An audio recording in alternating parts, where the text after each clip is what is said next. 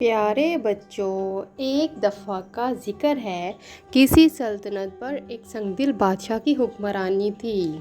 خدا نے اس کو ایک خوبصورت بیٹی سے نوازا تھا۔ ایک دن بادشاہ نے دربار کے خاص نجومی سے دریافت کیا کہ بتاؤ شہزادی نیلم کی شادی کس ملک کے شہزادے کے ساتھ ہوگی۔ پیارے بچوں، نجومی نے ڈرتے ڈرتے عرض کیا کہ بادشاہ سلامت، آپ یہ بات نہ ہی پوچھیں تو بہتر ہوگا۔ یہ سن کر پیارے بچوں بادشاہ طیش میں آ گیا اور کہا، اے نجومی، یہ میرا حکم ہے، جو بات تمہارے علم میں ہے مجھے سچ سچ بتاؤ۔ بادشاہ کے حکم کی تعمیل کرتے ہوئے نجومی نے کہا کہ بادشاہ سلامت، شہزادی نیلم کی شادی لکڑہارے کے ساتھ ہوگی، جس کا نام محسن ہوگا۔ یہ بات سن کر بادشاہ غصے سے کانپنے لگا اور کہا کہ یہ میں ہرگز نہیں ہونے دوں گا کہ شہزادی نیلم کی شادی ایک لکڑہارے سے ہو۔ پیارے بچوں، بادشاہ نے وزیر کو حکم دیا کہ نجومی کو کال کوٹری میں قید کر دیا جائے اور محسن نامی لکڑہارے کو ڈھونڈ کر دربار میں پیش کیا جائے۔ کافی کوشش کے بعد ایک جنگل میں لکڑیاں کاٹتے ہوئے محسن لکڑہارا مل گیا اور اسے بادشاہ کے دربار میں پیش کیا گیا۔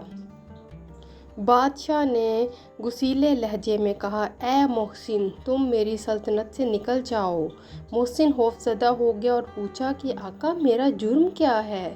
تیرا جرم یہ ہے کہ تو ایک لکڑہارا ہے۔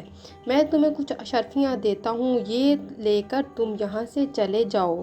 لیکن محسن نے اشرفیاں لینے سے انکار کر دیا اور اپنی بوڑھی ماں کو لے کر دوسری سلطنت میں چلا گیا۔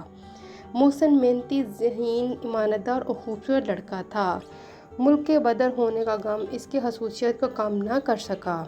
پیارے بچوں، محسن حسب معمول جنگل سے لکڑیاں کاٹتا اور شہر جا کر بیچ آتا۔ اس طرح ماں بیٹا ہنسی خوشی زندگی گزار رہے تھے۔ ایک دن روزمرہ کی طرح جنگل میں درخت کی جڑیں کاٹ رہا تھا کہ اس نے ایک دیگ دیکھی جو ہیرے جواہرات موتیوں سے بھری ہوئی تھی۔ وہ اس خزانے کو لے کر اس ملک کے بادشاہ کے پاس گیا اور سارا خزانہ بادشاہ کی خدمت میں پیش کر دیا۔ پیارے بچوں، بادشاہ لکڑہارے سے یہ بہت متاثر ہوا، سوچا کہ کیوں نہ اس ایماندار دار انسان کو میں اپنی سلطنت سونپ دوں، کیونکہ بوڑھے بادشاہ کو کوئی بھی جانشین نہیں تھا۔ اس طرح محسن لکڑہارا بادشاہ کے تخت پر بیٹھ گیا۔ سنگ دل بادشاہ یہ سن کر نیلم کے لیے بادشاہ کا رشتہ آیا ہے، اتنا خوش ہوا کہ اس نے بادشاہ کو دیکھے بغیر شادی کے لیے ہاں بھی کر دی۔ پیارے بچوں، شادی کی تاریخ مقرر کر دی گئی۔ شہزادی نیلم کی بارات دھوم دھام سے آئی اور جب بادشاہ نے دیکھا کہ یہ تو وہی لکڑہارا ہے، وہ حیران رہ گیا۔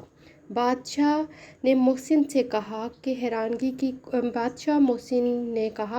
کی کوئی بات نہیں، آپ نے مجھے ٹھکرا دیا تھا لیکن میرے مقدر نے مجھے سکندر بنا دیا۔ بادشاہ نے محسن